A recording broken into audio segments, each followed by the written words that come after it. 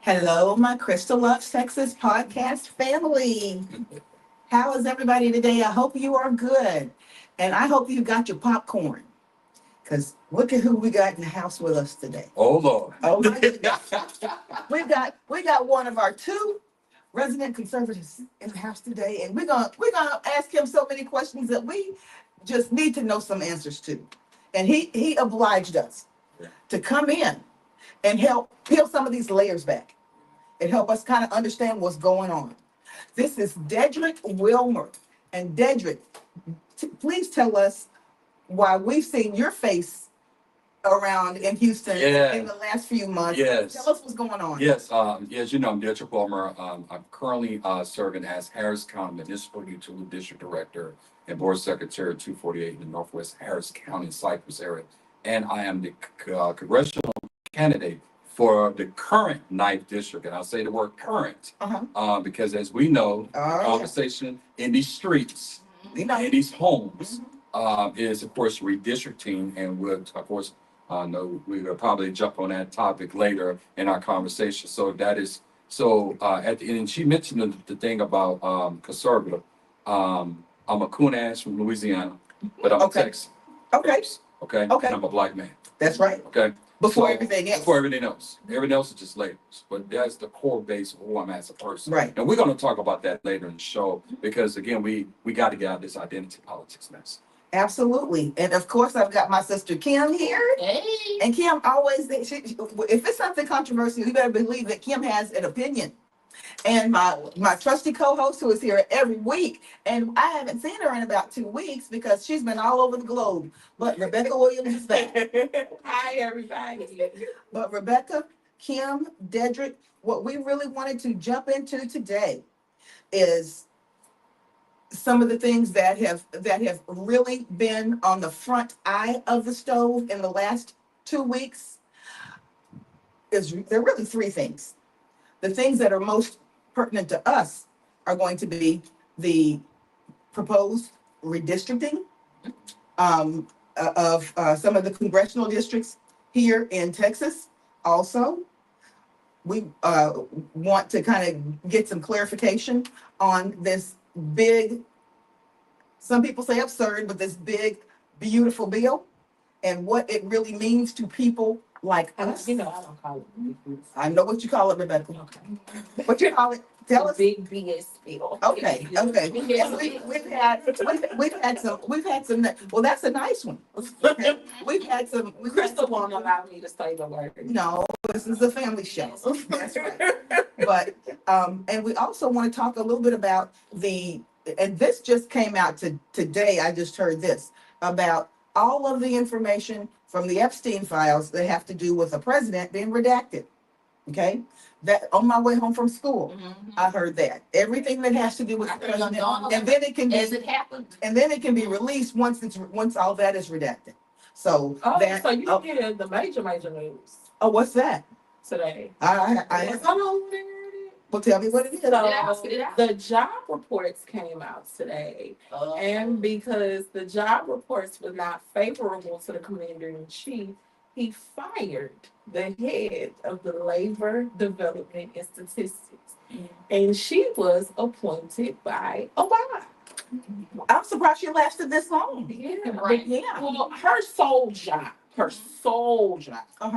is just to report the statistics that comes out. Right. So all of those job numbers from all the administrations from Obama up until Trump, that's all she did. She reports the numbers. You know? Okay. And at first the numbers seemed to be okay, and then they came back and they said, okay, we had to recalculate, and now they did a correction. they did a correction. So now the job reports that came out last I want to say month, because they come out from month to month. Okay. So the job reports that came out last month, it didn't have the tariffs. It didn't have it didn't have all of The Doge stuff. the Doge stuff. It was just jobs that were created. So now the full report has come out, and because it was not favorable Uh-huh. in the administration's eyes, she lost her job today. You know, Well, back to that. I'm just kind of, yeah, so I'm the president of John Moe Lending Group Corporation. We're a multi-state mortgage bank, that serves Texas, Louisiana, Georgia, and Florida. Mhm. So what has happened is that the president, and I'm not gonna say that may have been some internal rift, I could kind of make some assessments, Rebecca, Mhm. but I'm gonna go to that in a few.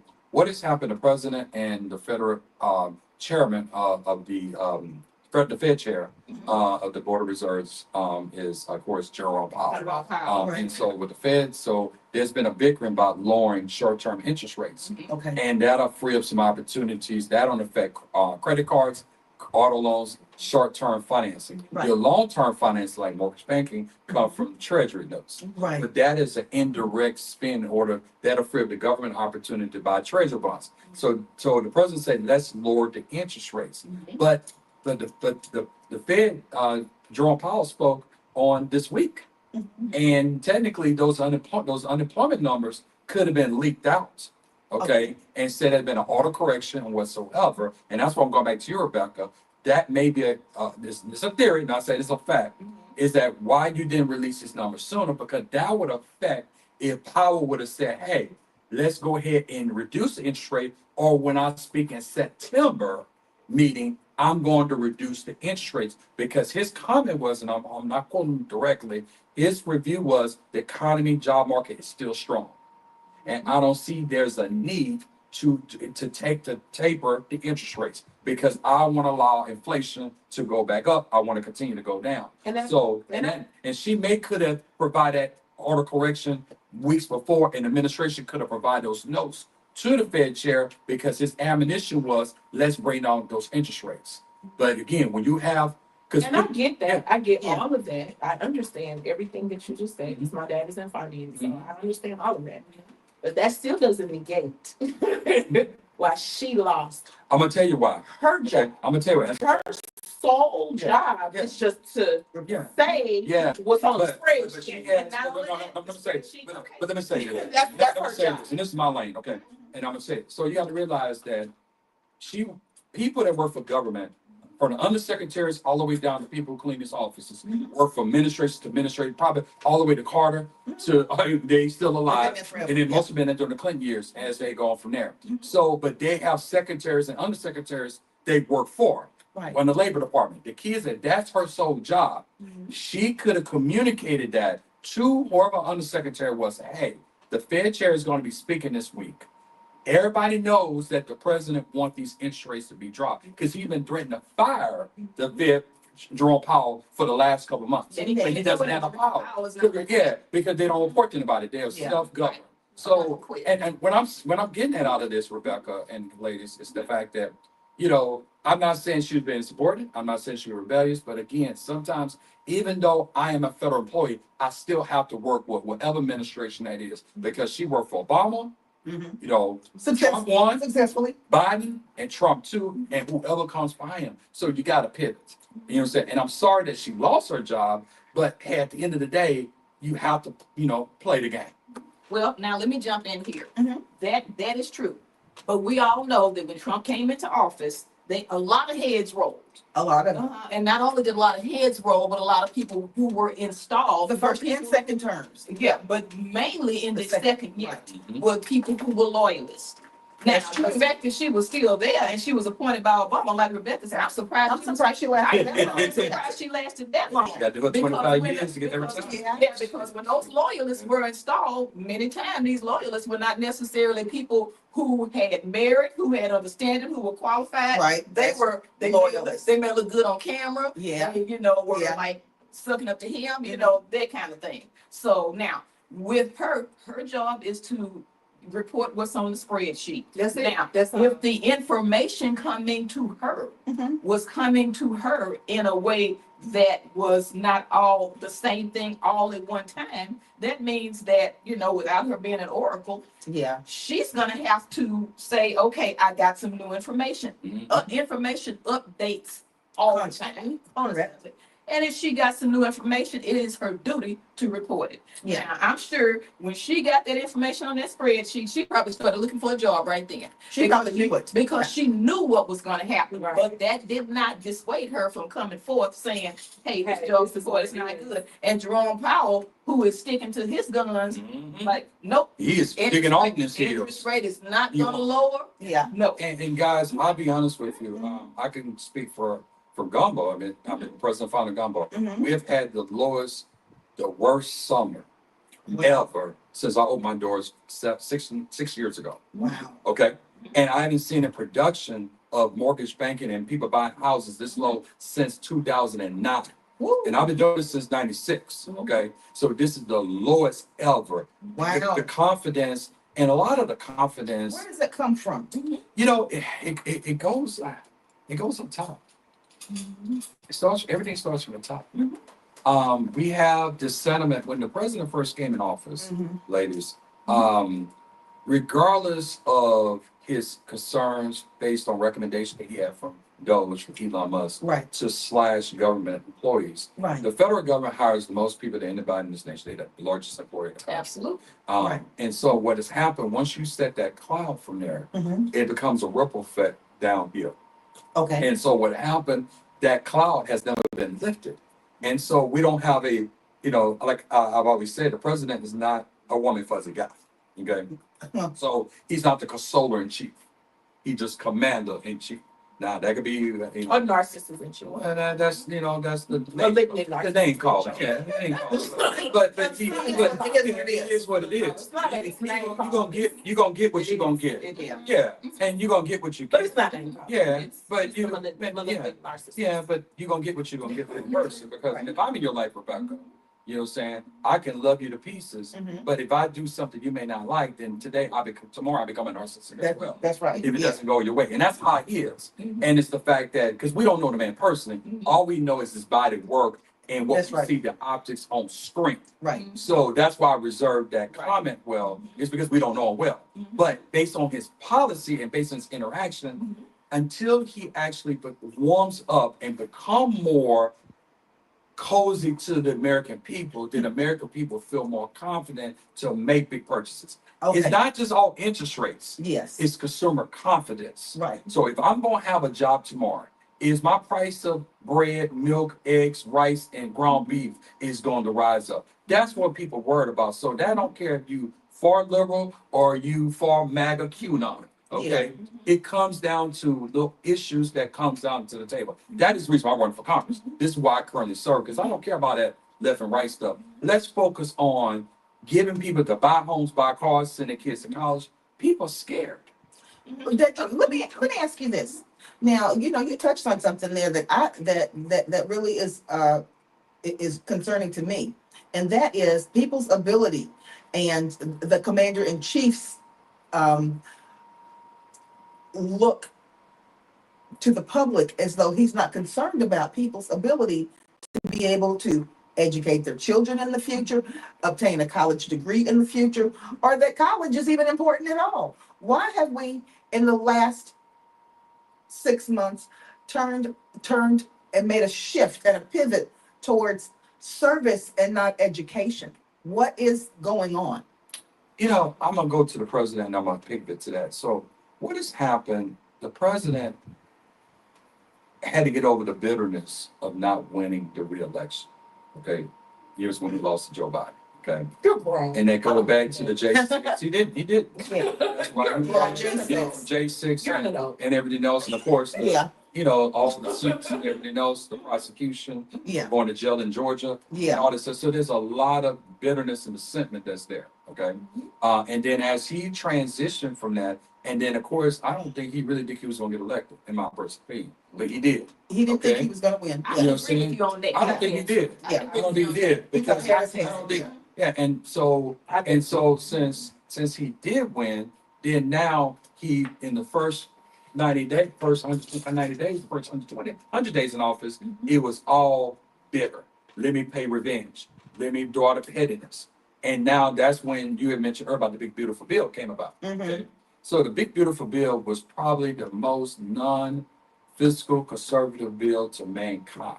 Yes. Okay, it was a big populist bill. If that was written by Joseph, Rabin Biden, y'all would think he the second coming of Christ. No, sir. Mm-mm. Okay, No, and I'm gonna tell you, but now sir. y'all looking at the amendments that Mhm. Congress came up with with the welfare, I call it the welfare reform 2.0, Uh-huh. with the 2-year max for Section 8 housing, also to the Medicaid, which that's going to start in 2028. 2028. 2028. So that's going to start later and whatsoever. But it didn't make a dent. So from a social program perspective, but this is one of the numbers that we don't realize that 16% of Black Americans are within FPL. That's the federal poverty level.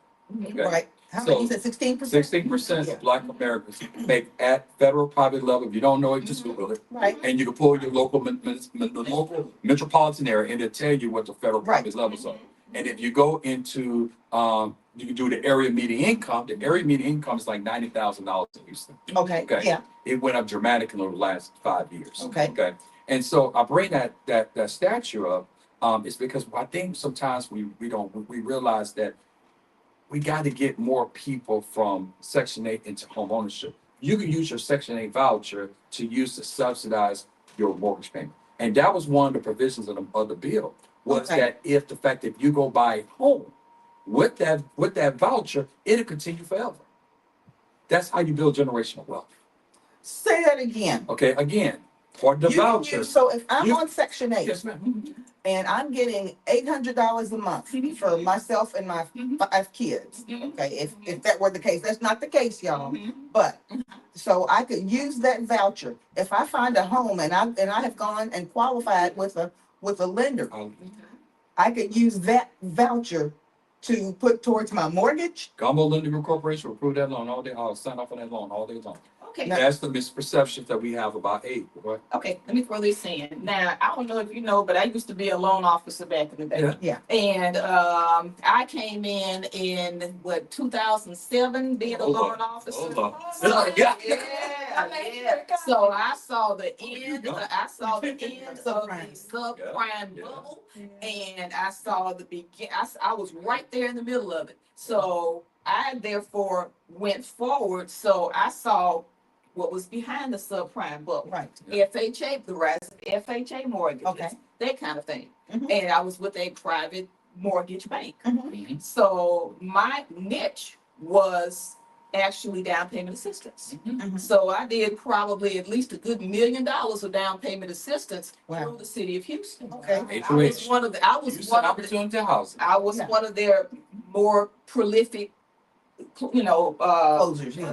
loan officers going through the city of Houston. Right. So now, having said that, I know that it's a wonderful thing to be able to have these programs out there. It's a wonderful thing to say, if you have a Section 8 voucher, you can go ahead and use that on a house. Now, the average home, I'm just not gonna say in the city of Houston, I'm gonna bring that down. Average home in the city of Houston might be what, 300,000, 300,000. something like that. Now, if you have been in Section 8 housing Mhm.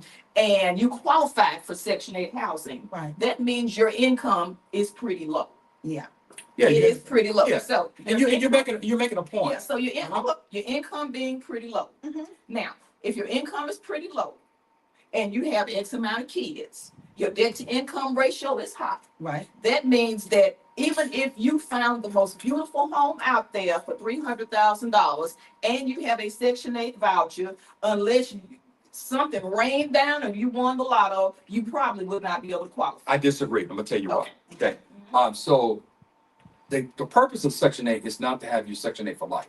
Yeah. Is to give you an opportunity segue. to bridge. It's a bridge. It's a Absolutely. bridge program. Yeah. But what happens, so many people years want to stay on life because it's easy to get complacent. Okay? Yeah. But this is the thing about the program. Mhm. So the city of Houston has several development projects all across the city that provide true affordable housing in some decent homes, especially in South Park and Sunnyside right now. Right. And they selling, and then you can get your $40,000 from HOH, Yeah. and then you use your voucher, your mortgage payment still will be below market. Okay, Mhm. and it will still be affordable. Okay, whatsoever. Now, if you take that, you try to buy that house in Pearland Mhm. at 345 in Shadow Creek, Yeah. then it's a different ballgame, you know? Yeah, yeah, you touched on a really important point, Yes. because when you Yeah. have the down payment assistance, when you have the vouchers and that kind You of layered thing, it up. they kind of thing. And it's in certain sections. It's in certain Of town, sections, so yeah. that means that, I could go into South Park Mhm. and I might find a house that's $200,000 now, because South Park is not the same South Park as we grew up in. Yeah, no So it's $60,000 $200,000. house. Yeah, it's no six. That went away. And if you Early and if you 2000s. found $100,000 house, I guarantee that house would but that house probably wouldn't pass inspection. Yeah. Because if you're going through the city of Houston or other, down payment assistance, things It's a like rigorous that, inspection you're going to process. have to inspect. Right. And when you inspect, you're gonna have to pass two inspections. Wow. It's gonna be an inspection from a lender, inspection from the city. So Okay. it's gonna be a whole lot of, things that are. Because 9 times out of 10, that house is 50 years. At least, yeah. And you understand what I'm saying? So Brand here's, new house, still correct. so here's what I'm saying. So it's nice to have that out there as a voucher that you'll be able to use if you're on Section 8. But the reality is that it's kind of like saying, I'm having a school voucher. So I want to be able to send my child to private school. Mhm. Okay, so The with that tuition school is voucher, 40,000. if that tuition is 40,000, Voucher's 10,000. voucher is 10,000, I got a voucher. Oh, and you But don't even is have to it- go that far. Hold If the school is 12,000, Yeah. and the voucher is 10,000, you still got a $2,000 deficit, And what if you got 3 kids? and that's what I'm saying, and that's not including if Yeah. And that The was, stuff and that comes that is with my it. point. So many of these things are, I guess you could say, aspirational, yes, and we don't want our kids to be in substandard schools, so we want to be in nice private schools if that's the possibility with this voucher. But so many times, especially when it comes to vouchers, it's the kind of thing that it's a smoke and mirrors kind of thing. And added to that, I know you probably want to pivot, but Yeah.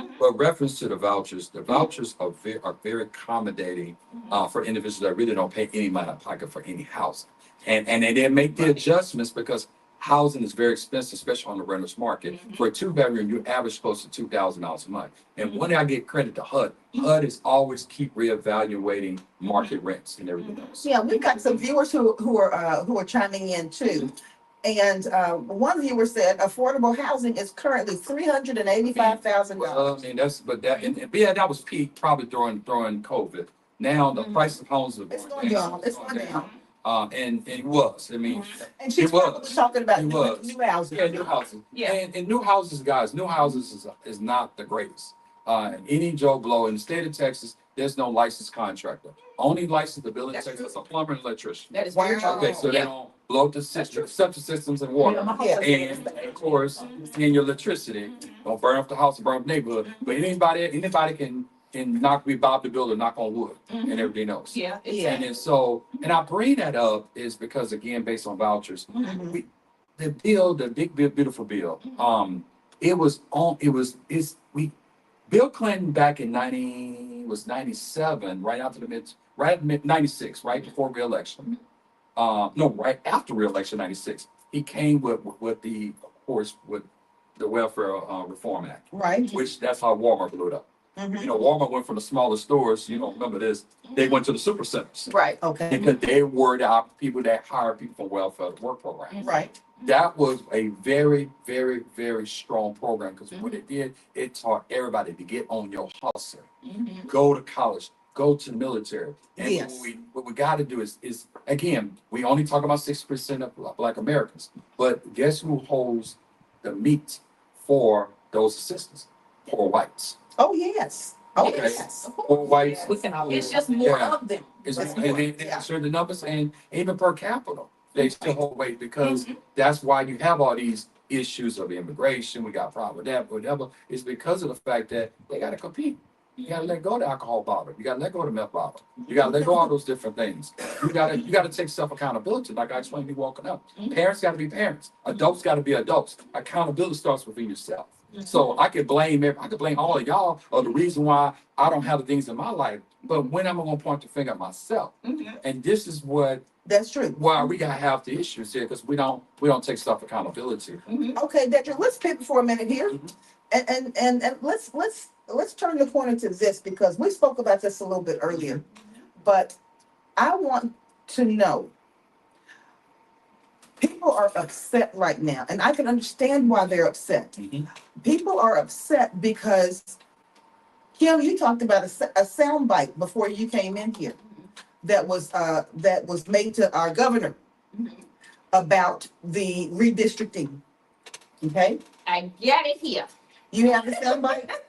Well, let's see, it's not a soundbite, it's a quote. Hold on a second. Okay, Hold on a second. And this- I don't this have my happened when? glasses. this so- happened when, and Dedrick can speak to this to redistricting. It affects me and Because- all in this, Mhm. and knowledge. Okay, so reports indicate, now this came out, And what's your source? hold on a second, again, now I gotta, you caught me without my glasses, but, Okay. let's see. I'm surprised you don't have the Constitution in your hand. Well, it wasn't the Constitution, wasn't the source, but my Okay. Constitution is in my purse. Everybody knows that. Always got that I concept. got my Constitution. Yeah, pockets count. Even the little rights on top I of it. know. Yeah, yeah, I got. And he got his burger dress. I got it all. I got it all. Pretty Okay. smooth. July 6th. Yeah, July 6th is when it started coming down. Okay, And then, we got the information dribbling after that. okay. Okay, And the source? Let's see, hold on a second. Office of the Texas Governor. Oh, okay. That's, Out of his that's official. That's Okay, official. let's see.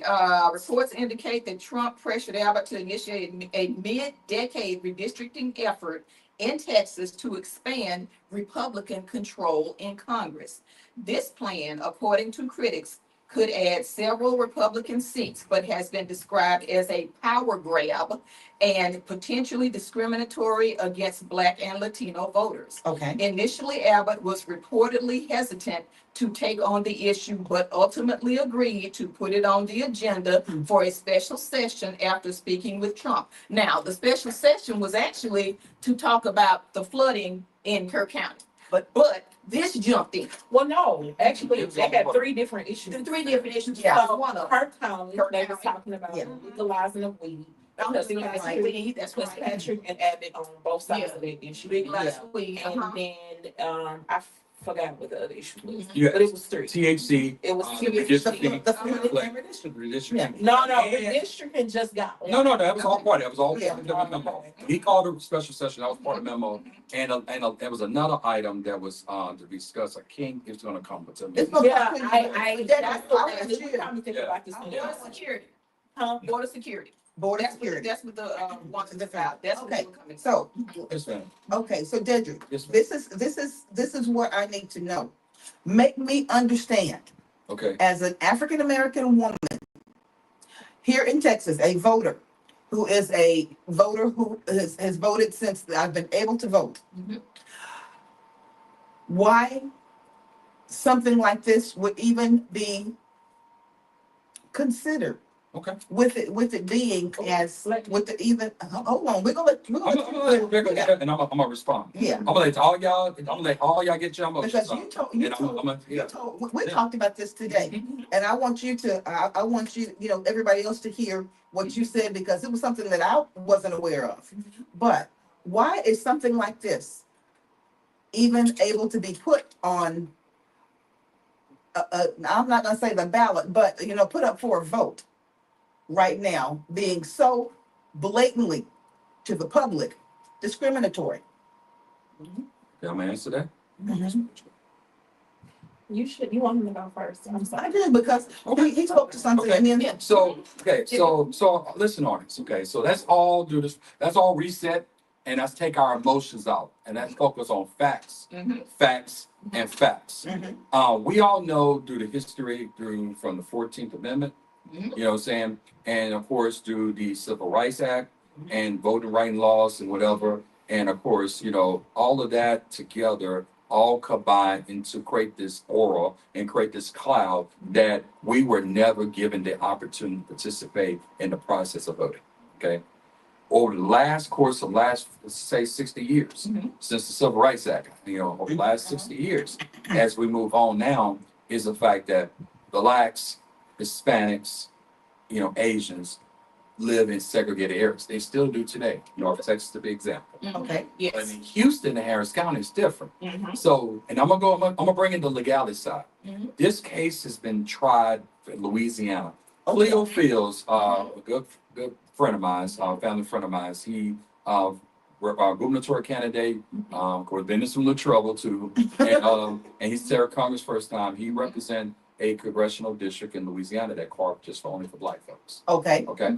And this case right now, breaking news here, I forgot to mention that news source, the Supreme Court is going to officially take the case. And that may change all the Everything. gerrymandering stuff. And Yeah. so I'm gonna tell you the nuclear bomb that the whole nuclear effect that I think nobody wants, but I think it's gonna happen because somebody got to be the grown folks. in the that's situation. right, that's right.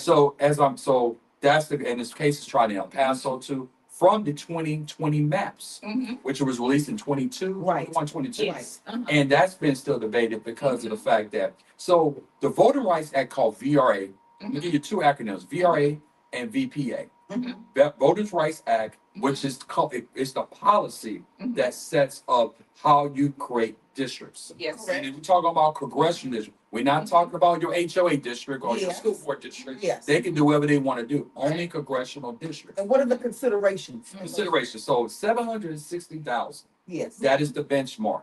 Every state kind of it's really 750 to 775. Okay. Okay, but you have to declare a number to the state, The population, right? to the population. Okay, So the Department of Justice is the government agency that governs the Voting Rights Act. okay, Okay, and so so in the state of Texas, and of course that was the person who wrote the House Bill 4 is Representative Hunt. He's out of Corpus Christi. He said in testimony today, and I testified in the Senate and House. He stated today we did 766. Every metropolitan area, mhm, like Houston, has 8 congressional districts. okay, Okay, you got to carve up 766, but guess what? This is a blue, almost a purple. Right. Like I say, almost uh-huh, a purple metropolitan area. okay, You go to North Texas, it is a blue right, and jump to red in Tarrant County. okay, Yes. And then go purple here and blue there and purple. It's like a mixed bag because it's very segregated. So Yes, you cannot yes. scale, and that's why I said let's take the emotion out of this. You can't scale. You can't scale all men the same. I can't scale. Y'all 3 different ladies. yeah, 3, even though y'all sisters and y'all bestie, y'all totally different. right, I can't right. treat you one way and treat you the same way and treat you a different way because guess what? It's gonna be a problem. You Yeah. have to adjust. So what they did in Houston was that you have the 18th district, Mhm. you have the 9th district. Well, guess what? The blacks, we live everywhere. That's right. It's not- Hispanics, Yeah, they live everywhere that's right. because whatever. It's not like he that just said, Dallas County. and they go Tarrant to the County. moon. Yeah, White folks go to the moon. We're gonna follow you too. Okay, so we go everywhere. But guess what? If you go to Des Moines, Iowa, the black folks live in their side of town by the railroad track. that's right. They stay there and they won't leave there On the because south side, on yeah. the south side. So, but again, That's South Side. Texas is weird because it's one of the most. Harris County is one of the diverse counties in the nation, Mhm. but it's the last county of true middle class America. That's why 1,500 residents move to the Houston and North Texas area a day. Wow, 1,500 Okay. a day. 2,100 families moved to Houston 2,100. Okay. a day. That's a lot of people. yeah, So think about the amount of people that's migrating here, and they only migrate here not because they're the fun week, Sunday fun day.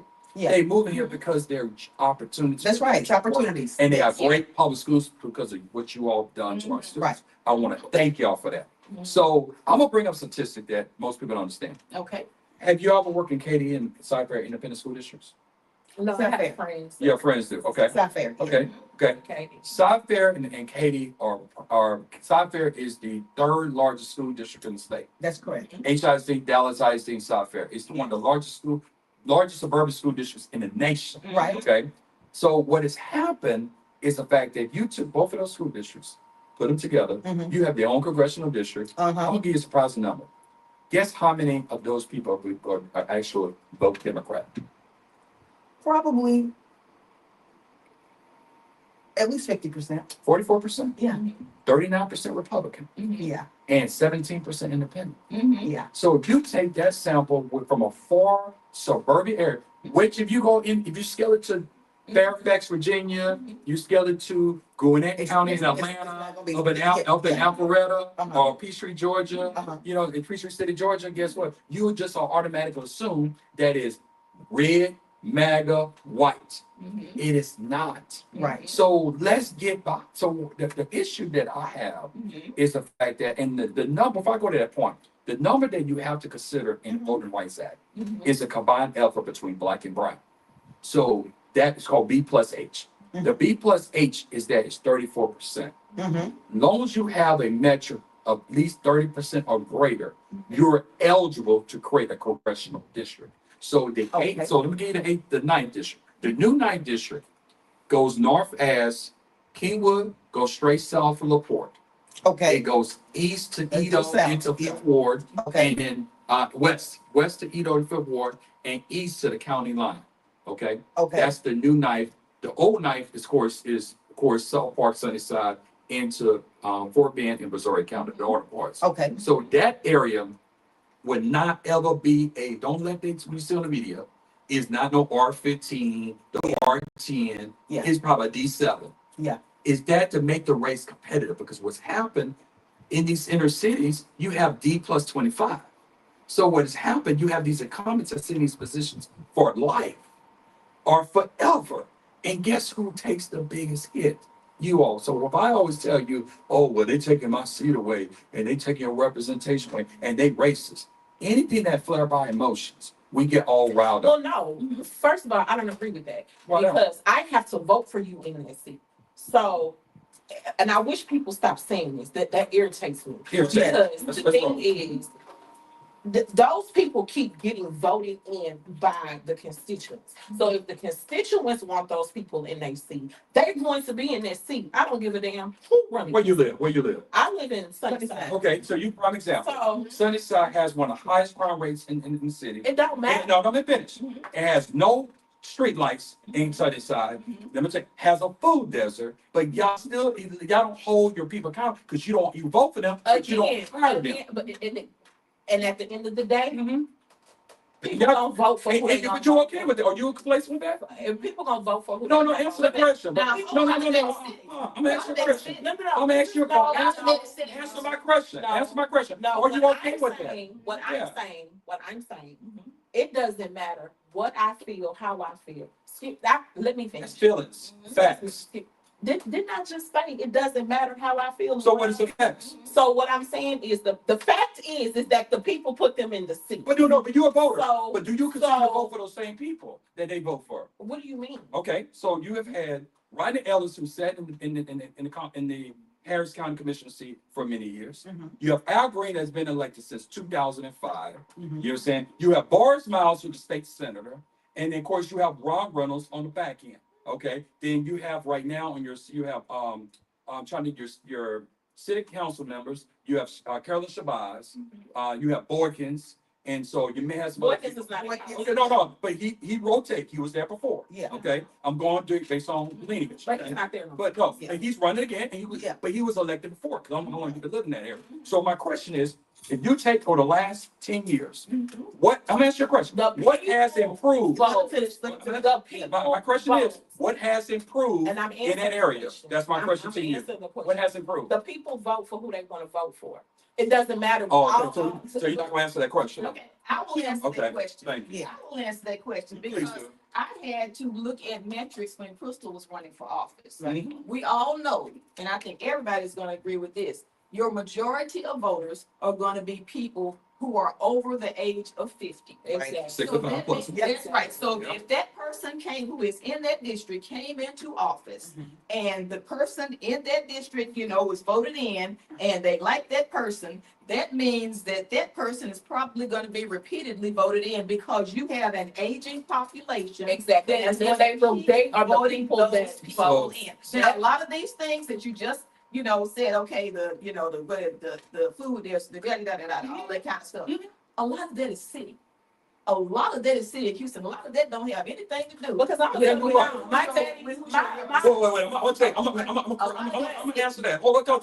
I'm gonna answer that. I'm gonna answer that question. If I'm the next, I will be the next congressman for the ninth district. Okay, and I don't care if you're an app. I know I will, and I speak in the name of Jesus, and I make myself clear on that. Okay, as I said, is the fact that I will make sure that we build a partnership with Kroger and HEB and put microsource like they do in Austin, in East Austin. We can have that in Sunnyside.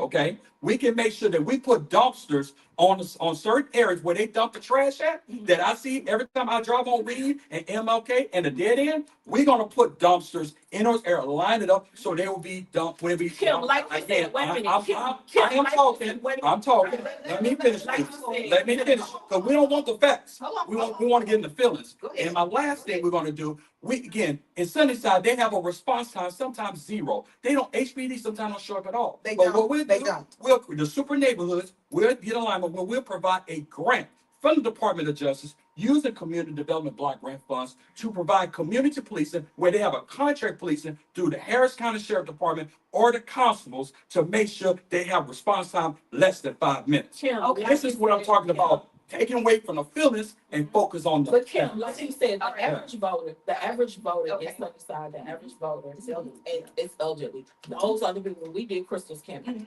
that's when we sat down and broke the numbers down. Stop selling it. And- Gotta stop selling it. And this, hold on. and After this we is- broke down and Yeah. saw the numbers, And we, this we, is the why majority, you have people who have, I mean, and we know that from Crystal's campaign. Yeah. right, People who are in that office to the point that, sometimes, who have said, I want to die I in this. want to office. die in this office. Right. That's not just in Texas, that's not everywhere. everywhere. At the end of the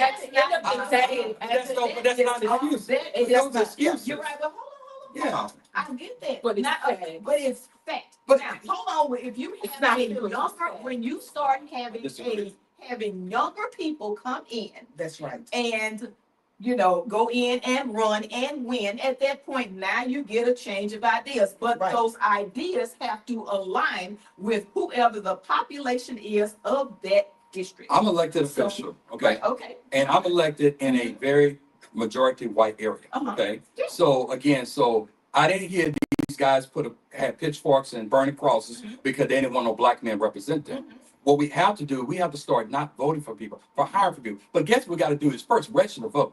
Because out of Yes. 742,000 residents who live in the 9th district, only 397,000. And what about eight? Allow me to finish. 392,246 individuals who are registered to vote. What And about only have a 37 to 39% voter participation, called What about EAD. Yeah. So we gotta focus on the facts, and regardless of the over 65, but you got to what are say the ages? ages, you can vote at 18 years old. That's right. I started voting in 1994 during the midterm election of Bill Clinton. Yeah. And I started voting in So- 2006. so I'm just But I'm just making saying, this point. the But- average but- voter age in that district, We making As- excuses. nobody's making Hold on. excuses. No. The average voting age in that area. So is stop fighting 65. racism then. No. Whoa. I never said a thing about race. But no, not you. I'm not you. I'm not speaking in general. I'm speaking in general. I'm speaking all And I'm that. gonna give you a I good listen. example. I'm gonna give you a good example. I'm gonna give you a good example. I'm not I'm gonna saying give you a good example. Okay. Yeah. And it's not, and like I said, Mhm. so many times it might not be about race. And the reason I'm saying it is because, like I said, if we get younger people in, That's right. those younger people, if they have a good campaign, they can win, but they have to align with who the values. of the Yeah. and the values of Calorico. Yeah. Okay, James Kelly. James, all right. I love Tyler. Love him. Yeah. Okay, he aligns with my values. He is not black. That's He right. is a young white man. Right. If he was in my district, I'd vote for him all day long. It does not necessarily have to do with race. And that is the same reason why you can have a black person who is aligning with values that I do not have, and I'm not gonna vote for that person because they are black. It does not have to. And that's the point. And thank you, Kim, because that's the point that I was actually trying to make. What were you trying to And the point that I was making is that the average voter in Sunnyside, and I know this for a fact, the average voter in Sunnyside Right. is 60 plus. Yes, That's true. That is. They've had young people across the board run. I've even had Younger. Younger. No, because look, Young- Lauren was my state representative. My state representative And I'm was 36. Okay, okay, 37. Shout out, Lauren. okay. So, she knew. And she kept saying to me during the campaign, I have to appeal to the older voters. Yeah. I have to, because she said, Becca, that's how I'm gonna get in office. She said, now I am rallying, and she did to the best of her ability, and it worked for her. Mhm. She did rally as many young people, but she Yeah. even had to concede that the average that was putting her in those seats was older voters. Because those are the ones that get out and vote. Yeah. Crystal and I and you, we've done voter registration drives Yeah. all over. But we can register as many people as we want to register. At the end of the day, who are the bodies that's going into the polls to vote? So I don't care whether you well, we got all of these problems and all of these people and these same people. Yes, it's the same people putting the same people in office because those are the ones that's going to the polls and vote. But you have to give an opportunity for people to be excited to be part of the process. I use Amanda Edwards. When Amanda Edwards ran into the 18th district, and Rodney Ellis dispatched and called Sylvester Turner to come out of retirement, writing his book to run against Amanda Edwards in that 18th special district when our late, honorable late, you know what I'm saying, Sheila Jackson Lee, which it was an opportunity for her, which they had a deal reference to running for mayor, you take care of the seat and be done. Yeah. But again, even though the over 65 do have it's a strong coalition, but in the 9th district, you have, it's only 14%, and it's a bunch of 9% from every age group from the 9th district. Sunnyside specific, you have a lot of young people who live there. Yeah. But the kids that they don't get involved in the process. They don't. And that, but you know what it comes from? Yeah. But you know what it comes from? That is my It comes from me being an elected official. Yeah. It comes from what I have to do to knock on doors. I don't hire door knockers, the block walkers to block my neighborhood. I do the block walking. People want to have a conversation with a person. This is a job interview Yeah. for Susie McCrae, who's 69 years old, no different from Sharon, Sharon Williams, who is 21 years old as a student at HCC. Those people are just as much as a value to me whatsoever. So it comes down to, but based on what I was saying earlier about the races, I wasn't saying y'all was saying that, but when I went to the legislative hearing at U of H, Yeah. it was a 6-hour infomercial about how racist Donald Trump and Brett Abbott is. Okay. And everything was about current racism. But what no one ever talked about is, like y'all said this evening, younger folks and Gen X's, Yeah. Gen X's are not voting. We're not getting involved in the political process, and that's how these people hold the seats. So we're protecting seats more than actually talking about race. Are we trying to protect a seat? Because guess what? Like you said about that young man. Now, I don't know his legislative record. All we know what he did on Joe Rogan, and he made some great quotes. Okay, that's like going back to identity.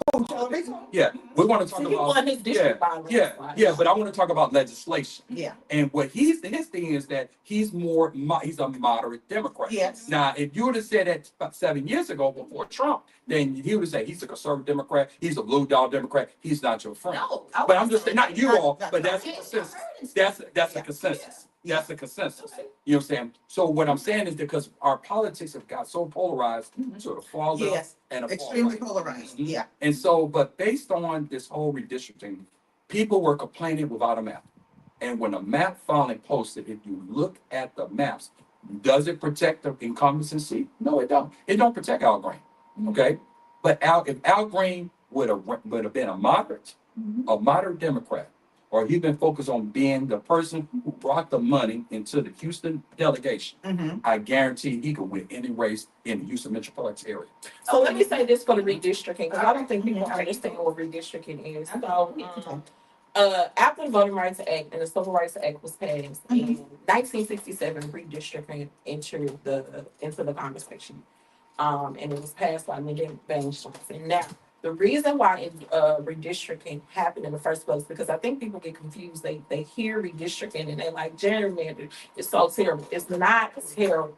Okay, gerrymandering is not terrible. What gerrymandering did was give Black, brown, and those marginalized communities a voice. That's what the purpose of gerrymandering was. Okay, you have to think about the time period that gerrymandering came about. It came about in the Dixiecrat South, where everything was segregated and only the Caucasians could run and win. So then after the Voting Rights Act was passed, after the Civil Rights Act was passed, then they said, okay, now let's, so that they could have, so that these Black, brown, Native Americans, Asian communities, so they can have representation in office, let's divide or divvy up their area so they could, so those people could have representation in office. So it was supposed to be fair and equal. And that's what, so because I've had a lot of people ask me, a lot of my friends, like, what is going on with redistricting and gerrymandering? And they talk so bad about it.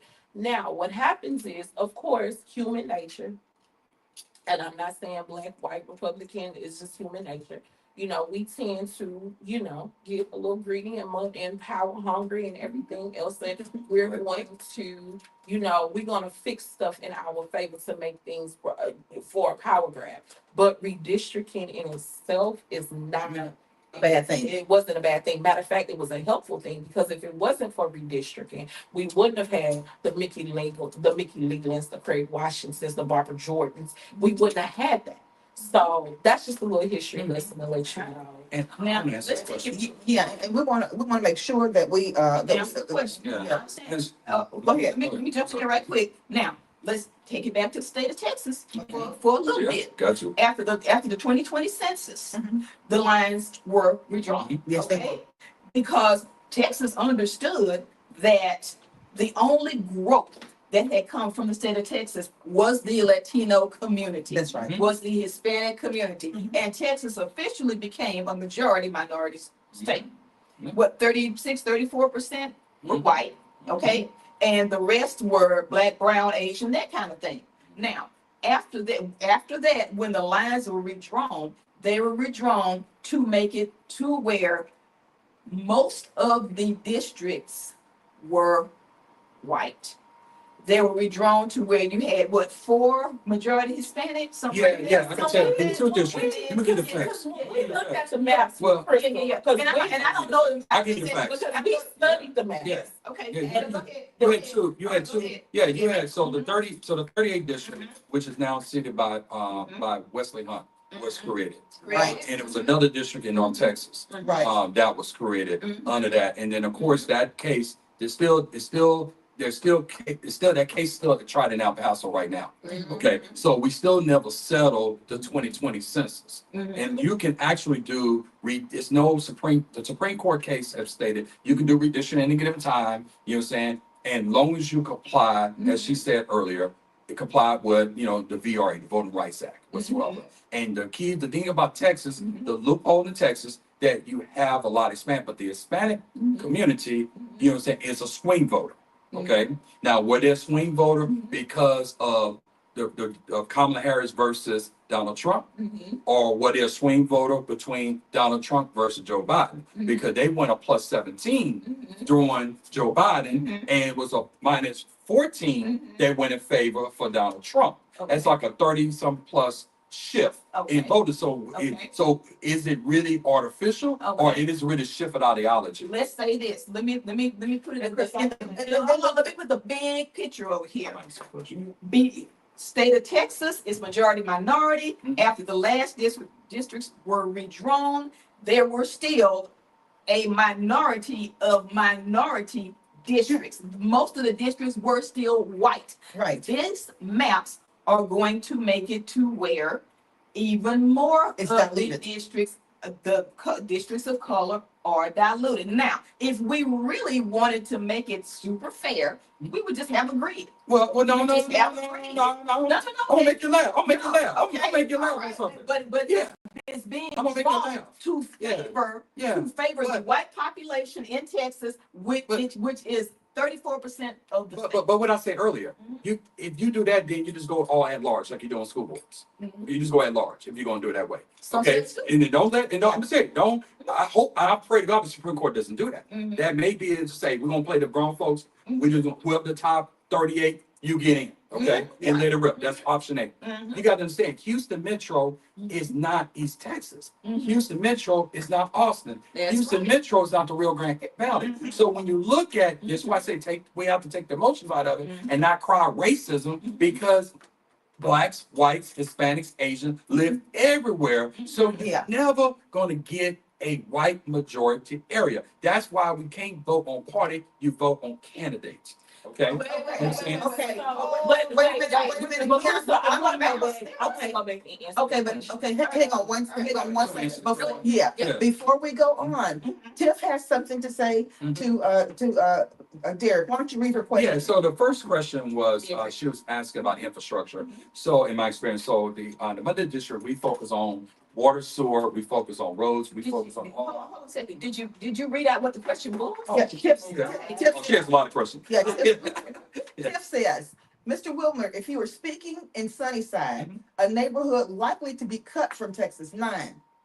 Yeah, so so in the new maps, it would be under the 18th. So the 18th and the original 9 is combined together to a coalition district. Okay, it's combined together, which is creates a powerful district. Now it's going to break a lot of egos because there's a lot of lot of heads who would love to start to see, including myself and others. So She that said said one district. It'd be one and district, black one district, Yeah. because black population Yeah. haven't really increased. Now, we have people in flux to the state, but we're not creating a lot of population that have a lot of children. Right. We're not. She says, what is your message to residents who feel that their voting power is being diluted by redistricting?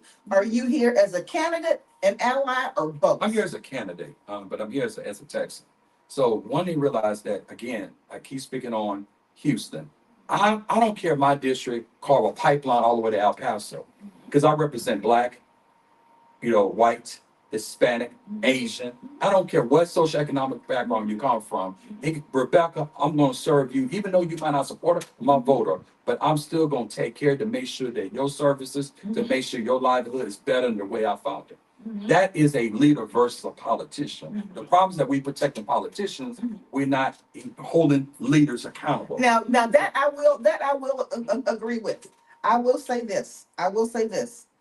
We found this out when I was running. And that is, you have people who are in positions for that you don't necessarily even see them anywhere. Mhm. Okay? Yeah. And you never see them anywhere until it's time for the election, and then you may see them 2 or 3 times. But I think at this point, people are ready for something different because they see the types of things that can be affected positively and negatively by not voting and not getting out there and making shifts when you need to make a So shift. I wanted to answer your question earlier about the Abbott conversation, what made Abbott do this. Yes. And this is my heartfelt opinion, because I do study politics, and not only do I study politics, I also study voting trends, not just in Houston and in Texas. But a lot of y'all who know me know this already. Mhm. So one of the things I've picked up, because if you look at all of the special elections that has happened, you look at the special election that happened in Jersey, you look at what happened in Wisconsin, you look at what happened in Nebraska, which was like shocking to everybody. Like a Democrat took the reins in Nebraska Yeah. after 56 years. You Wow. look at all of these voting trends. Yeah. As much as I clown Trump, and I do a lot, one thing I will say, he is not, he at least has a basic understanding of winning and losing. Yeah. He see the trends that are happening Right. with immigration, Mhm. with this family separation that's been all over the news. I would even say in Gaza. Mhm. Even Floridians, and y'all know my family is from It's for Florida. Florida. Even Floridians, the Cuban Venezuelan, I was Right. just down in Florida Last week. last week. I'm seeing them literally burn Trump flags with my own eyes, Mhm. burning them, and people are talking in restaurants how they regret their vote and all this kind of stuff. Right. No, I'm serious. It was just it was amazing to see. I was like, oh, okay, this not what okay. So, but he's a con man, but he's not a stupid man. He sees the trends Mhm. and how it's favoring. And it's not going well in his favor. Well, most presidents. don't- Wait, Yeah, I'm wait, sorry. excuse me. Yeah, go ahead. So you have Florida that's, and I believe in this 26 midterms, Florida is going to be a shocker for everybody. Just again, this is from the voting trends that I've seen. Yeah, yeah. So the only states that he really has a stronghold in the South, Texas. no, What? Georgia, Yeah. Alabama, Mississippi, yeah. That's, I mean, and even if you look at North Carolina is Shifting. blue. I never thought I would see the day when North Carolina would go blue. Mhm. They got a Democratic governor. The lieutenant governor right now is in a race, a dead heat race, that, and he's losing, sadly. You know, the election was today, he'd be out of there. Yeah. You know, so, and Tennessee, those are the only strongholds.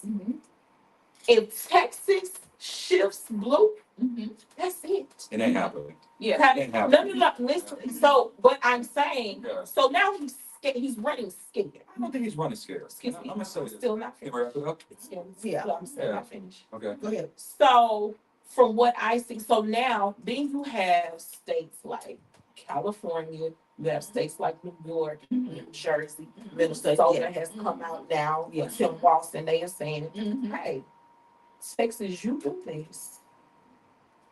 And We gonna do, we gonna do what we gotta do on our end. Because, Right. you know, so the thing is, and because I had this conversation yesterday, I had a 3-hour conversation with some friends of mine who was trying to understand the whole landscape. Right.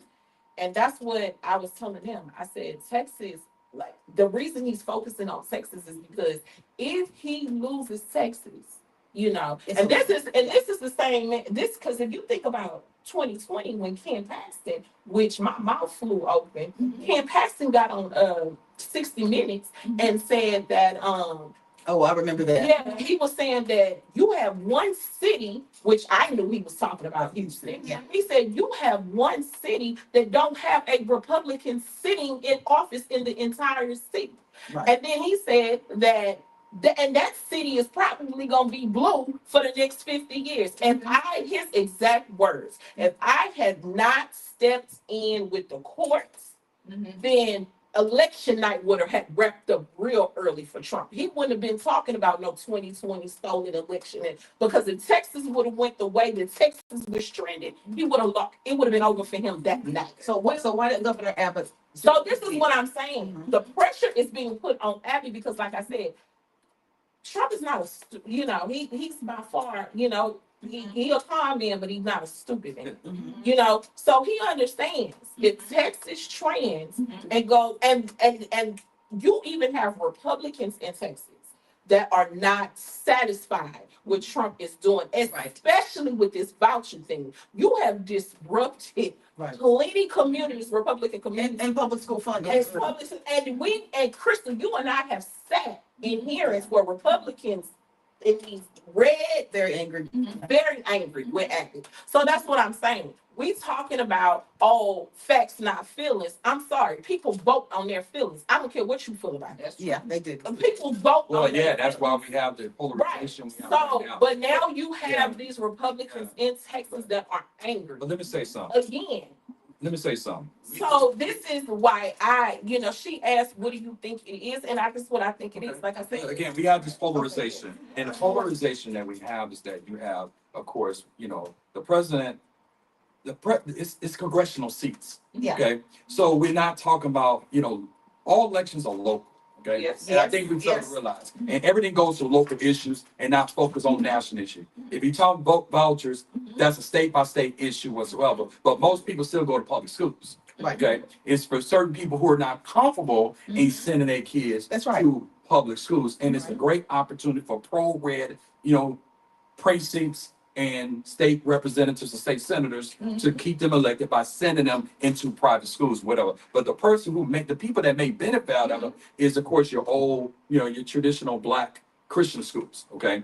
Because those are the ones who are going to take a voucher, No, and it's those like are Action Academy is gonna Yeah. be right. I They don't be know back. that. 'Cause it's gonna be a lot of That's those right. It's gonna be a lot of those popping up. popping up. Yes, Yeah, sir. and it's gonna happen. So, but reference to the president, all presidents in the last 5 cycles, last 5 presidents have really lost, you know what I'm saying, the House, or even the Senate, Mhm. all incoming, that's a trend that always happens because it's a protest vote. And Right, it's all right. based on turnout. And That- everything else.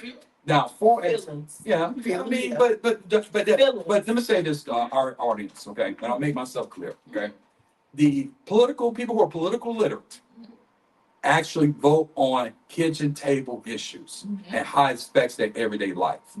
People who are into identity politics and and allowing people to live in their brain rent free Yeah. focus on feelings. Make that clear, okay? So as I said again, as I said again.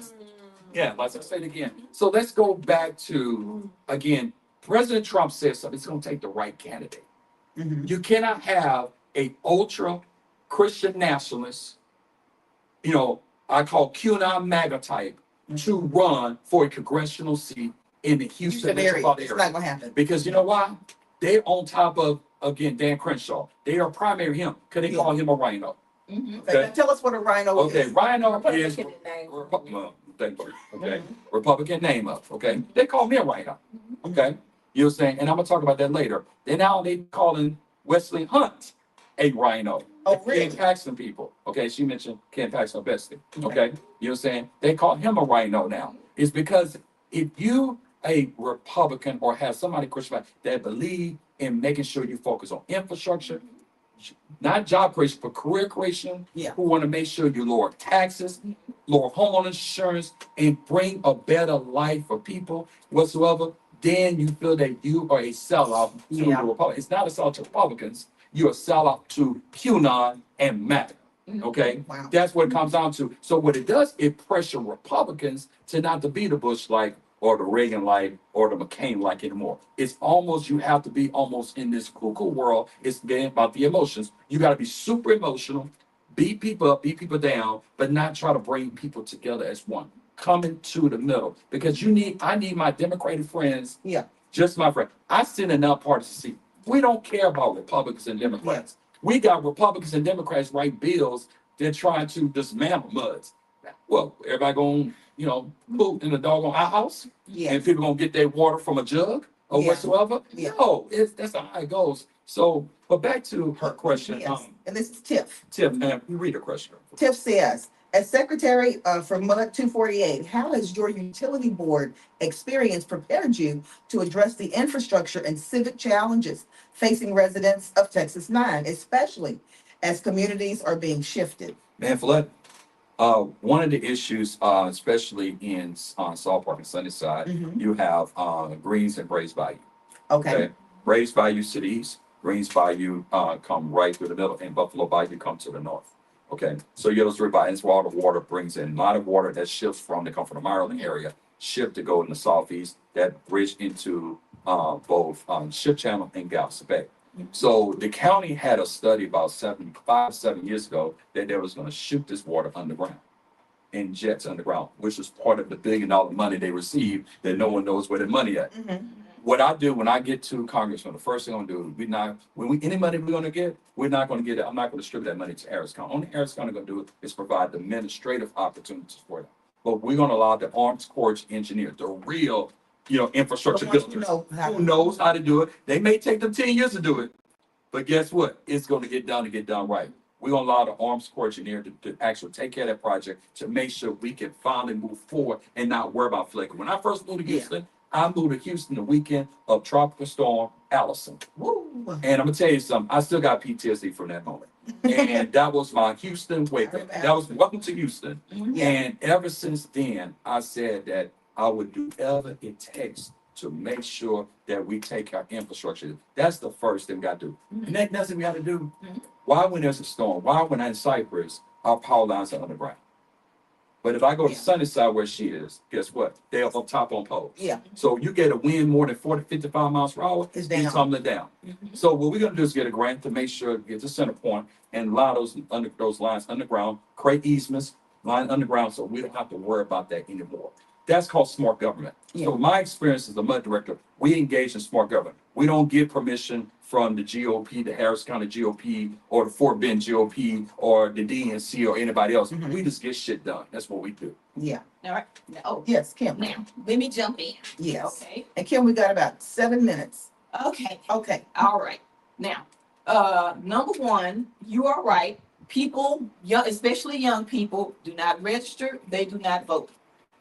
When Beto O'Rourke ran, he lost by 900,000 people. And out of those 900,000 people, was it 15% of people who were millennials, between 18 and 25 or what, 15% voted. Now, we Wow. know that the things he that could was have carried, talking that could have about, carried, yeah. he would have been put over the top with just them. Young people don't vote. Yes, we have to get young people registered. Right. Yes, we have to get young people to vote, but we also have to realize that people vote their interest. What you're saying is wonderful for, you know, the flood control. Everybody knows in Houston, flood control is top tier. Yeah. But we also have to realize in the big beautiful bill, the big BS bill, it is affecting Medicaid. Yes. It is affecting SNAP benefits. It is affecting all of those things that, many of those things that Black people for sure, and a whole 25% of people who are not Black. And Kim, It's affecting those people. And Rebecca, I'm so glad you mentioned that. Uh-huh. And we have to, and that has to be addressed. please don't. It has to be addressed. Yeah, I had to sit down and have an uncomfortable Yeah. conversation with my parents Mhm. about my brother. Give us some context, yeah, Crystal. okay, I'll let her if she can, Um, okay. talking about his kid and my parents are ill. Mhm. And He has a disability. he has a disability. Yes. He has autism. Mhm. He's 8 years old. Mhm. And we had to sit down. My dad was explaining to me how much money he got coming in the month, how much Right. Medicare and stuff like that. And you know, he said, Rebecca, you know, when we die, you're gonna have to take over all of this. Right. If they go first. If they go first. Yes. And he said the difference is because if Trump gets in office, well, if he is in office, he said, but Richard's hair is probably gonna be cut off. And so a lot of the money that we have coming in for him, Yeah. and it's probably gonna get cut off. It won't. And you are going to have to Make it up. make it up and pick up the slack. Yeah. And I said, Dad, you know what? I'm skilled enough. I feel like And do what you're gonna do. I got to do what I got to do for my brother. Mhm. I said, luckily, I'm in a position where I'm educated, I'm networked in, Yeah, and I can make it happen for them. right. But my heart goes out to people who Well, we're won't. not in that Yeah. situation. And the thing is, we can sit up here and talk about facts and feelings, but people are dealing with real life shit. Yeah. And if you don't have an autistic child, Yeah. you don't have an autistic sibling, Or even Okay, not, but let me comment on this. even not just autism, But let me comment but on you this. have a, You know, a yeah. child, a parent, Yeah. disabled, of a disabled person. a disabled person. You know, you can sit here, you can lay out facts all damn day. That's not helping me. But the bill did not stipulate that. Excuse me. Yeah, the bill did not say that. You're yelling. No, I'm not yelling, but I'm making something clear. But the problem is the misinformation that's out there.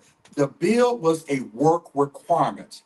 The bill did not compromise not one penny for support for disabled individuals. But you have people that cannot work, that are disabled. If they're disabled was not touched, it's a work requirement for those who are able to work. That's what I'm saying. We got to focus on the facts.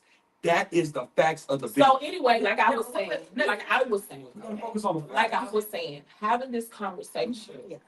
with it was hard Yeah. because in my head, Mhm. you know, I'm saying, okay, when this happened, you know, I'm gonna have to shift. How I'm gonna have to shift, how I'm gonna have to pivot, You're fine. how I'm gonna have to do all of these You're gonna be fine. for him. You're gonna be You fine. know, Yeah. and other people, and it wasn't just me, because y'all saw my y'all saw my thing on Facebook on what I said. And then I didn't realize, and my comment was shared over 3,500 times because it was other people who were saying the same Yeah, but we thing. gotta be honest. Because, we're in the same boat. We dealing with the same. I gotta say something, so. Okay. Let me say this. Say something Yeah, else. but yeah, we I'm again, chomping at the bit. we got to read the legislation. The legislation that was passed did not cut any benefits, any support, anything for disabled individuals. It created a 2-year work requirement for able-bodied individuals for 2 years. He's gonna give you a 2-year mark. But for anybody who are permanent disabled, so if you're classified permanent disabled by the Social Security Administration, they will call the shots and let the Department of Health and Human Services, you know what I'm saying, to let them know that you're fine. That is not compromised. Only thing that the bill that I wasn't a big fan of that I'm concerned about when it comes down to Medicaid is for funding for rural hospitals. Okay, because you have individuals that live in Marshall, Texas, got to drive to Shreveport Yeah. or drive to Dallas or Texarkana to get healthcare don't have services emergency. whatsoever. Yeah. But the good But thing my that we, thing let me is, say this, let me say this. Let him Hold on. finish. But the thing that we failed to realize is that before Obamacare, before the Affordable Care Act, we didn't have no other option other you had to get private health insurance from your job.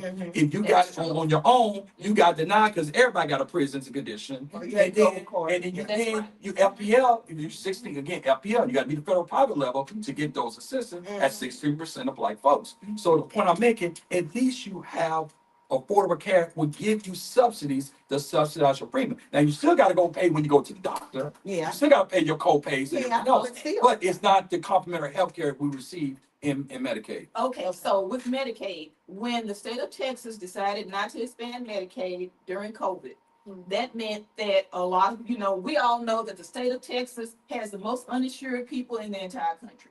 We all know that, okay? Now, when they decided not to expand Medicaid, that meant that a whole lot of people fell in the gap. Right. All right? Now, when Medicaid, let's see, how can I put this? When Medicaid was available for people, now that's not what I want to say. When people were cut off Medicaid in the state of Texas, okay, a lot of people were, when they were not able to go in and re-up and recertify, Right, right? for Medicaid. Recertify, okay. A lot of them went to the Affordable Care Act. Mhm. Right. Lots of them. In Yes. fact, it's where I was on it for a little bit. when- I got a job. I love it. I'm the first best, on the it. best insurance I love it. ever. But here's what I'm saying. Number The one. Affordable, I but it's love it. well, Yes. the Affordable Care Act rolls from like 20,000 to 20 million to like 25 million, something like that. But what is happening is Big Beautiful Bill, the Affordable Care Act is getting a lot of provisions are getting rolled back to where the amount that people would pay is going Well, to no, be it was increasing. in the first bill when it was produced, but when it went to the Senate, Okay, it got amended and they took that off the line item. All Okay, right. that's what we said. We got to follow the bills from start okay. all the way to the president desk. Mhm. That line item was taken away because It was taken off the it table. was taken off the table. Okay. Whatever. That was all taken off the table because it's Okay. like because you still have those those certain members of Congress Mhm. that really that's still stuck in the 2000s that they want to get rid of Affordable Care Act. yeah. And they don't realize that how much because the purpose of Affordable Care Act Mhm. in the Obama administration was to weed out people from Medicaid and only be a program only for what it's designed for like her brother who are permanently disabled, children's health care insurance program, which is your CHIP, you know what I'm saying? And last but not least, individual as a bridge due to, of their situation and get them in. Now, the care that I want to provide, you're saying, What the bill was saying was that Yeah. what it wants to do is make it to where Medicaid is for people who really need it, people who are pregnant women, Yes. people who are Yeah. elderly. It's a bridge taking program. care of It's kids. a bridge. So that means that 1.7 million Yeah. people estimated are going to lose Medicaid. Okay, so with those people, you have to show me. I want to see for myself with the Affordable Care Act Mhm. if those people who are taken off Medicaid Yeah. are going to actually be able to afford it. I can say, okay, that's what it says, but I don't necessarily trust this administration. I'm just gonna tell But you the that. administration, And they can't do that's everything. my, and that's. They can't do everything. Okay, Yeah. Tiff asked a question. She says, the bill ends enhanced ACA subsidies. pushing marketplace premiums up by an average of 75%. She chat GPT that, that's not correct. Okay, without extensions, Yeah. over 770,000 Texans may choose to go uninsured. That chat GPT, that is not And correct. see, and that again, Correct. All right, don't, we're correct. Yeah. Yeah, correct it, correct it. Yeah, so that line item was one of the provisions that the members in the House did inject in. That was not part of the original bill that was submitted, okay? Okay. Then somebody in the House added that injection in order for them to support the bill. And Okay. then when it went to the Senate, you remember there's members that they weren't gonna support it, I don't Right. want whatever, Yeah, matter yeah, what, whatever. uh-huh. And then that's when the strong president stronghold them. Mhm. And because of the fact that everybody wanna get that, nothing changed. So you're saying, I want It's a lot of to be disinformation very out there. clear, It's a It lot. says nothing now. changed. and nothing has changed or not gonna do Decrease. what Yeah. they would normally, It normally- what they normally increase. And guys, you gotta keep in mind, I personally have had, a lot of people think Medicare is in a whole nother stratosphere for Medicare for yourself. And that's an American core value that would never be changed. Now, if you got 10 toes, 10 fingers, and a mind, and you go out there and door dashing, but you don't get your butt and go work for Amazon for 40 hours, then your butt need to go get on some regular health insurance, and you need to get off of Medicaid because our tax dollars are subsidizing that. That's what I have a concern with. Because again, you could go get you a job. You can go get your career. You can put forth the effort. Because again, that take away from assistance for those like her brother who can't do for themselves. What if you're door dashing because you have to be at home, you have children under the age of a certain, under the age of a certain age, who you have to be there when they leave for school and you have to be there when they return home, and you're a single parent? What if you're door dashing because of something like Let me that? tell you something. Before DoorDash, a lot of people was working, making it work. Yeah, They're working at call centers, working from home. So again, that's maybe a one-off situation. Oh, no, it's not, no, the gig But- economy, the but- gig but- economy is It's not- a huge But part of the but economy. a lot of Especially gig, right but a lot of now. gig economy are taking advantage of section housing. They take advantage of Medicaid, and they take advantage of stuff. Wait, that's that is a sweeping generalization. it is. You have to give me specifics. I So, can put because, I can put that down. let's do Yeah, it. let me do it. All right, now,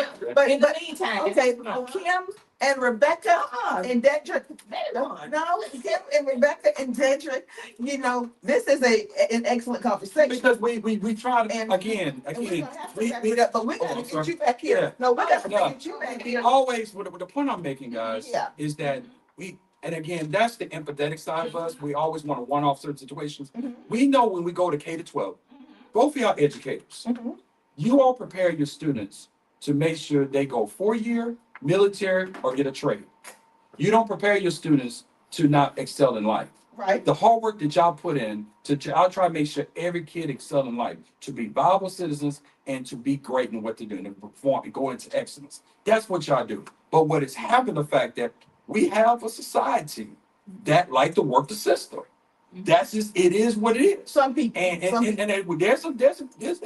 It's out there, and that cross all races. That's right. Okay, That's so true. make that clear. So again, it's the fact that again, if I have a job and they tell me, just like no different from my over 65 people, I can't go work more than so many hours. I can't make that money because I'm gonna lose my Social Security benefits. Mhm. No different from their grandchildren who don't want to work. And that's why the provisions of the Big Beautiful Bill, you have to work, you have to do what it takes to bridge. But again, like I said, we talk And people about. like her brother, We that's talk- who need the help. That we talk Yeah. about sweeping generalizations, but you don't know people's situation.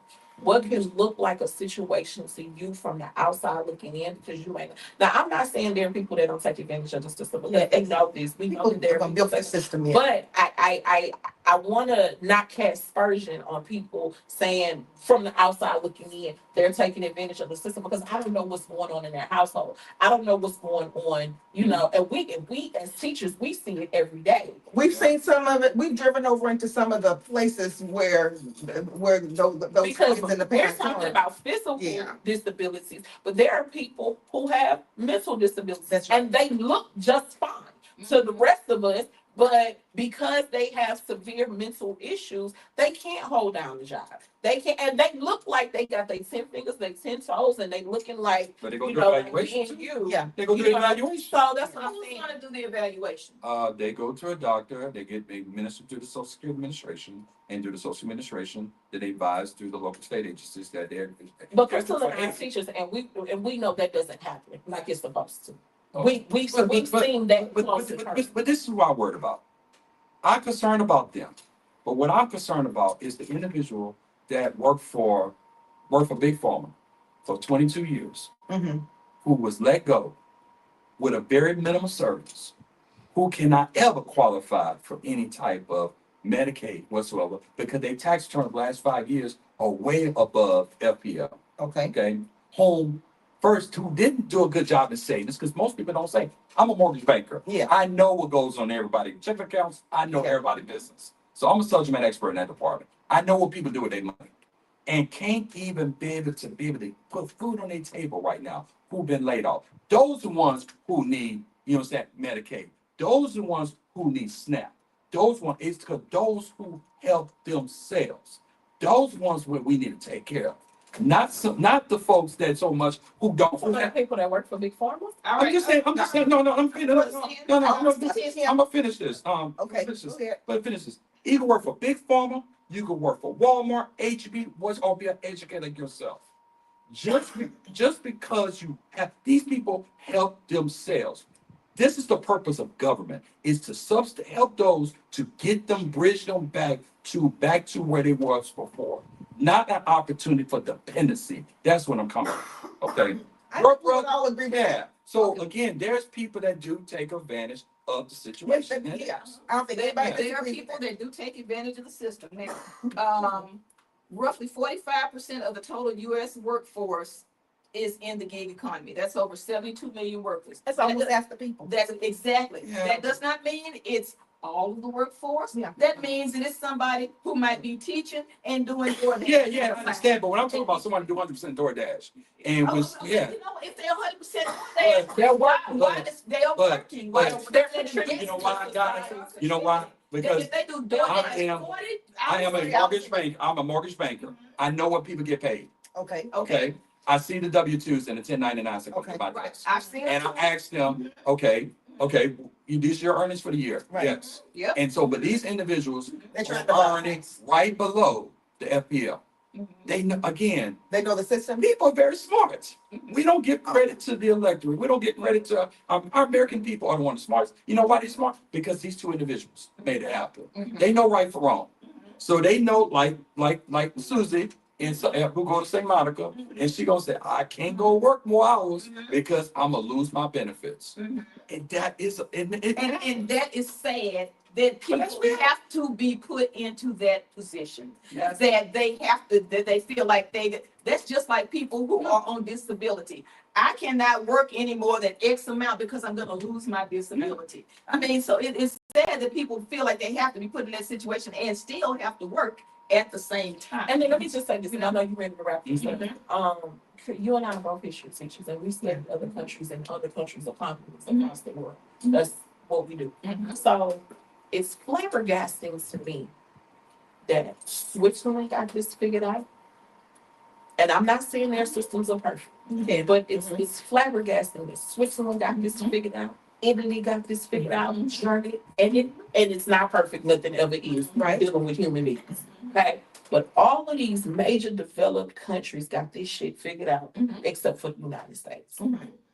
You have people now that are leaving the USA simply because of healthcare. Yeah. You got people leaving the United States simply. I have friends that are expats and tell me all the time, you couldn't pay me to go back to that shithole country. Talking about the United States, and they were born and raised here. and the companies that work So for that's those what I'm saying. companies. So no, a lot of them Because don't. do A lot of them you don't. know the tax rates in those nations? So, They tax you? but that's what. But my point Like is, black folks moving to Ghana. For the right. tax rates of but that's Switzerland, but what I'm saying the is, payroll tax. everybody has it, and I'm not saying it's perfect. And I just No, I'm just saying it's not. I'm not talking I'm about just perfect. saying it's not perfect. it's But gonna you speak for have itself. people Yeah. that, so that's what I'm saying. If all of these other countries are figuring it out, I don't understand, and I understand a lot. I don't understand how the United States has not figured it out. Okay, and on that note, Dedrick Wilmer, Rebecca Williams, Kim Dillon, Mhm. can we make an agreement, depending on Dedrick's schedule, can we continue this conversation next week? Sure. Because, and this time we wanna make sure that we have some real clear parameters so that Dedrick is able to, address a little, more authentically some of the comments that are coming in. Because some of these comments, these people have some legitimate questions. I'm looking at these questions for, Well, that's yeah, Tiff lady, yeah. from Tiff. Yeah. Yeah, and she's got some legitimate things that she's put forth. And I'm gonna comment on one of her questions. So as you know, the state of Texas government is one of the best financial governments in the country. We always have surpluses. almost 70% of the budget goes to both education and Medicaid, okay? You know what I'm saying? And everything else goes and whatever they shall please, and the remaining goes to the rainy day fund. The deal is the fact that what costs the money is the hospitals, the premiums and everything else. If we can weed more, and states all across the union are picking this up. If we can weed more people out of Medicaid and roll them over to Affordable Care Act, it will make life easier and to help a lot of states. Texas is one of the few states that's okay financially, but a lot of states are not. Okay, you know what I'm saying? And we don't want to compromise education because that's why this is the last remaining of middle class. Well, now I'm gonna say something, Dedrick. Mhm. I wanted to get you on here because some of these things that we've asked, these are the kinds of questions that people are asking Republican candidates out there. And I'm gonna be honest with you. Can I speak very freely?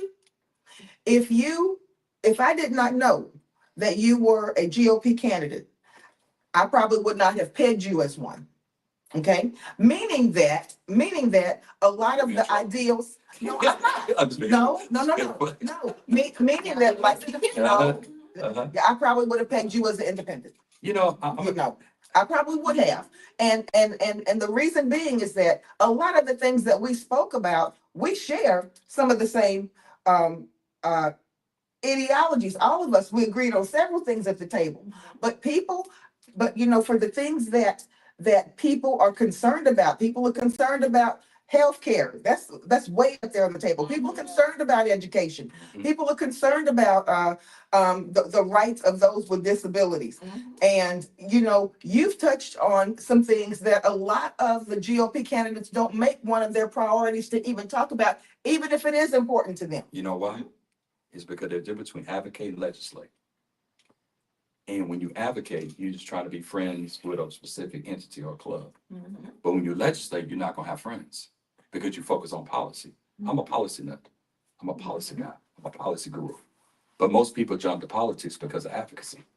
They focus, I was saying earlier, they focus on the emotions. They not focus on the facts. Right. And facts sometimes don't get you reelection. Facts always going to get name calling. But when you advocate, then it's easy to be friends because it's easy to tap into your emotions. That's why I said America's at a crossroad because we came from many, many years of legislators, from your Bridget Jefferson Clintons to your Barack Obamas, Yeah. to your Ronald Reagans, to your Bob Doles, to your Richard Gephardts, to your Ann Richards, these guys are all about policy. If they didn't know policy, Yeah. I use George W. Bush. George W. Bush was probably not the most, academia president in history. But guess what? Colin Powell, Condoleezza Rice, he had James Baker, he had all these gurus with him who knew What they were doing. But what's happened, we went to this polarization identity politics. We get her mad and she called the president all the names. You called the names, and everybody calls the names. Because guess what? People hate Donald Trump and they hate MAGA more. Yes. Okay. Yes. And that's why I publicly say this. I'm not MAGA. And like you were saying, Rhino, MAGA is QAnon in disguise.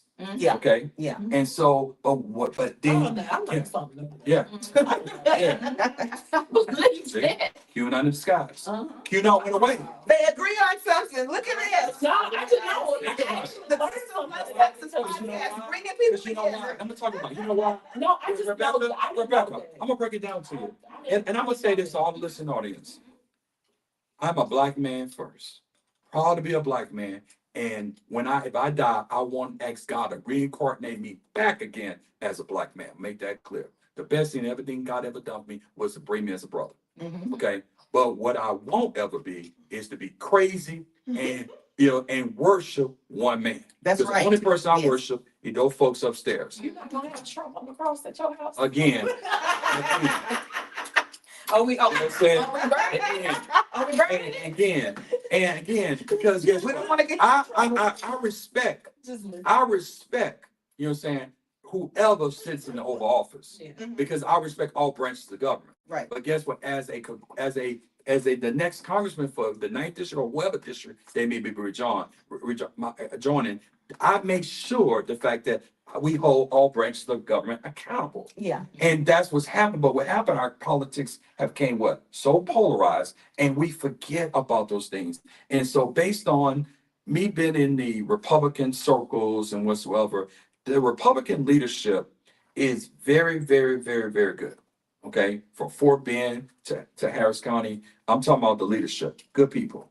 But you have these organizations and clubs home in name of, okay, that they are more all about the emotions and you got to talk these talking points and you got to be this cheerleader, but they never talk policy. Dedrick. Mhm. Okay, Tiff says advocacy is important, but without legislation, and we're gonna close on this note. Mhm. Without legislation, policies are just good ideas. How will you ensure your ideas translate into enforceable outcomes for Houston constituents? Tiff Tax Lady, just to let you know that number one, it's all about legislation.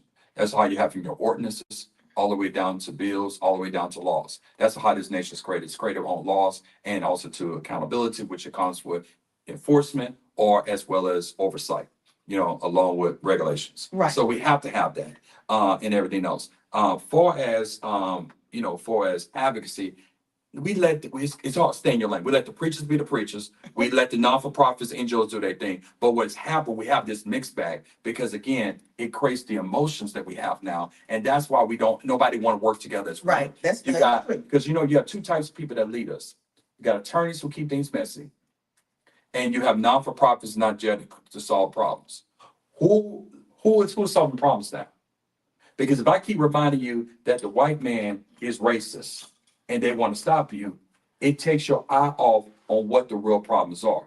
Because I can hide behind and tell you all the advocate things that's going on. But what am I doing to make sure that I have no crime in my communities? I have response times for HPD. You taking care of flood control. You lower my property taxes. You lower my homeowner's insurance. You understand? You provide a better way of life for me and my family. Advocacy is a way to cloud of getting real things done with real results. And guess what has happened? If I go into these suburban communities and I go to West Texas, they're all about policy and legislation. When you go into inner city, they're all about advocacy and whatever. Because it's easy to hide behind the problem and not solve it. But when you solve it, you got to put in work. It requires work. But guess what? My love, I guarantee over 65 people, I love my parents' generation, the boomers. Mhm. But we are the leaders now. And we only good as our future. And we got to get involved and realize that we are not voting for anybody. We are hiring the person. Yeah. I say that all the time. Yeah. See? But And what my point Mhm. was in the That's very right. beginning was that we say that we try to live that and walk that. But at the end of the day, the reality is those 65 and olders are going to the polls. Those 65 and olders are voting. Those 65 and olders are at the town halls because I've been to several of them. They on walkers and they the ones that's asking the questions, emotions and all. So At school board meetings. they are at school board meetings. Those are the ones that are there. So we can say all day, well, we vote the same people in. It's not a we, it's they. Because they're the ones that's actively participating. But we got stricter numbers. They're the We're ones not stricter involvement. Okay. Yeah, what you're saying. And the thing about it, young people, you have to speak to young people where they are. You can't. About the things that this are was- concerns. This is Yeah. one of the things, when I was on, Yeah. I was listening to Roland I just thought about Martin earlier, something. you gotta follow and subscribe on YouTube, but Mhm. what they were saying was that with young people, you have to talk about the things that they are interested in, that's Concerned with. affecting them. That's right. You know, You said 18 legalizing weed. Wait a minute, you talking about I don't smoke weed, but that is what young Smoke that people are thing. interested in. Wait, no, That's you cute. saying 18 to 25, so I want to make a correction. Yeah. Because that's important. I need to make this Okay, correction. okay. 18 to 25 is Gen Z. Okay, Okay. I'm a millennial. Yeah, okay, millennials. So, okay, so millennials, we're 27 to 43. Paying your So, paying your school loans. so that's what I'm saying, and I'm You the gotta reason, speak to people and I know about what people they're are saying, talking about. I know people And are what they saying, want. well, why is that why this even important? Because our issues are different. That's true. 18 to That's 29, their issues is, okay, I'm coming out of college, I'm trying to find a job, I want to buy a house. Yeah. You got people in my generation, the millennial generation, like, okay, we ain't got no savings. We trying to save for retirement, Right. raise And we children. still got them student loan debts. We still got student loan debts. We trying to raise children, raise families. We got to take care of parents and grandparents Right. and small children. Right. Gen X is getting ready to go into the retirement. They're getting ready to retire. That's You true. know, boomers are retired, but they still have to worry about homeowners insurance, tax. So Yes. everybody has their own. Each generation has their own Issues. issues.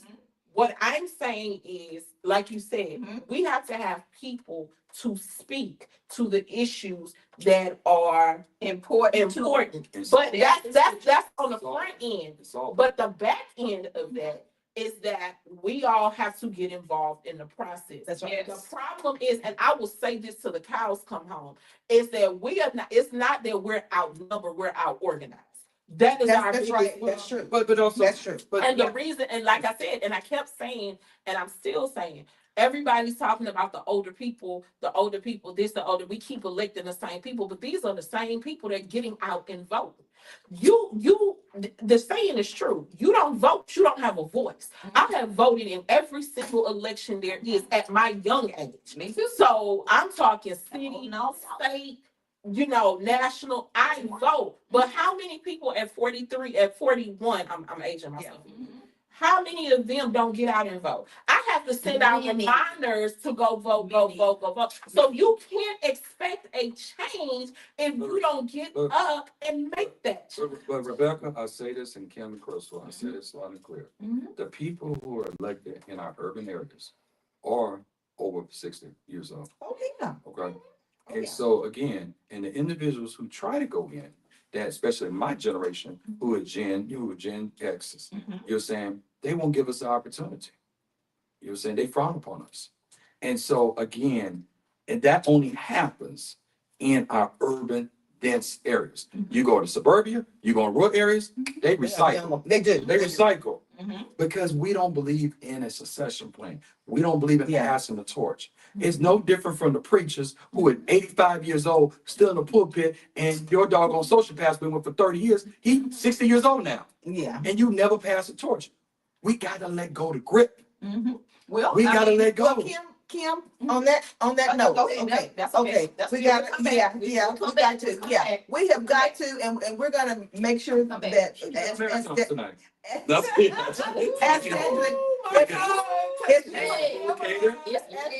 make sure we ask Dedrick if he is able to clear his schedule, but we gotta get Kim and Rebecca back, and we may even reach out to Tiff.